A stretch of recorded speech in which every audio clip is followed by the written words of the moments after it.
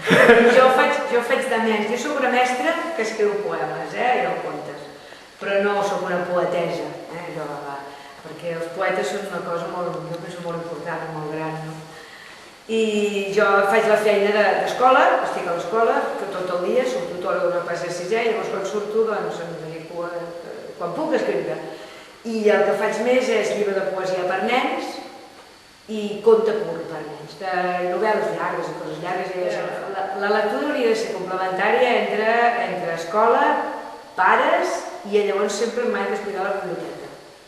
I llavors a l'afegit d'anar a comprar. Jo sempre als pares primer els dic, i en qualsevol xerrada que vagin, primer a la biblioteca. Quan el nen llavors vegi que aquest llibre li agrada, llavors a la llibreria.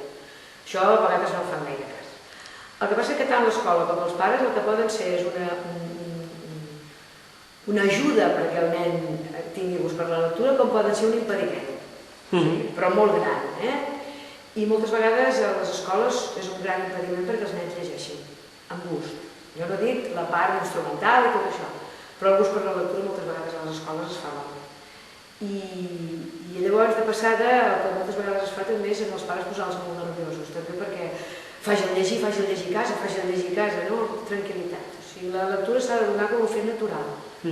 La lectura per plaer, com un fet natural. Descobreix, jo llegeixo, mira a veure tu què t'agradaria, respectar els gustos dels nens, no atabalar-se si no llegeixen gaire, anar a poc a poc. Si no, és un entorpiment. Pel plaer, que és el que volem, perquè un nen que llegeix el plaer després serà un lector gran que continuarà llegint. Encara que després a l'adolescència sempre hi ha com una baixada, no?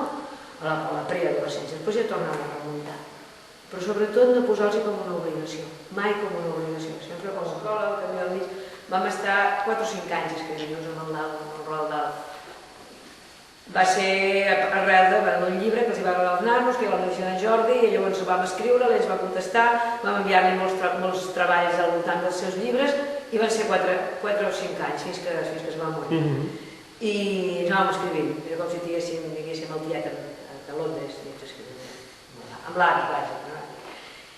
I vam anar, no ho vam visitar, vam anar uns quants mestres a veure la casa seva, i vam estar allà, i vam portar-li un treball que havia fet de les bruixes, i va ser una relació molt divertida, a nivell d'enviàvem treballs, bé, el que ens venia de gust, per raó de la vegada, que això és divertit, un nen va dir, ai mira, estàvem estudiant els ossos del cos humà, ho feia en tercer, em sembla, i diu, mira la ròtula, com la del Roald Dahl, aquesta és molt bona, és que el Roald Dahl anava coix, tenia un problema amb la ròtula, saps? La ròtula del Roald Dahl, com si no n'hi hagués cap més. I dic, què vols dir? Em va dir, que té malament i tal. Podíem fer una cosa, podíem enviar-li el seu cos articulat, així fet amb... I un esquelet a darrere també articulat, i tot això, així vam fer una figura del Roald Dahl així, articulada, i amb el seu esquelet a darrere, com si fos senyant la ròtula, que era on teníem problemes.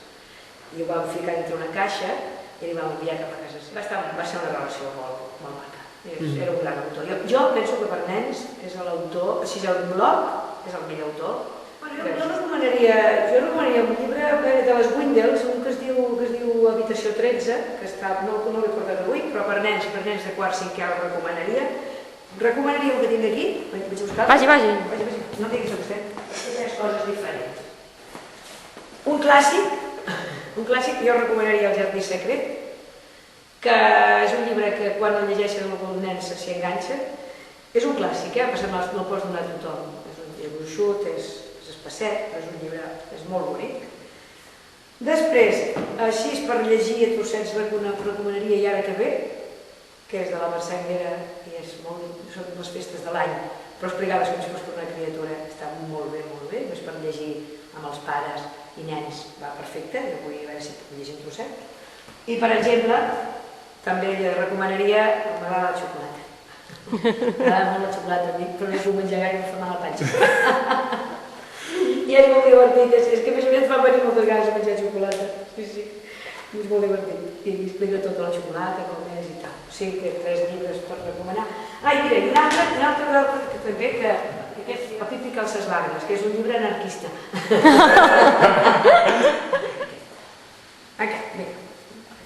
Estimar. El negre viatja i dorm en les mans aspres del meu pare. Cada ratlla, cada dibuix, cada arruga de la seva pell s'ha fet amiga del negre. Quan m'amanyaga la cara, em deixa tot de caminets de carícies fosques. El meu pare diu que ell és un bruixot indi amb dits pinzells plens de pintura de guerra de riure.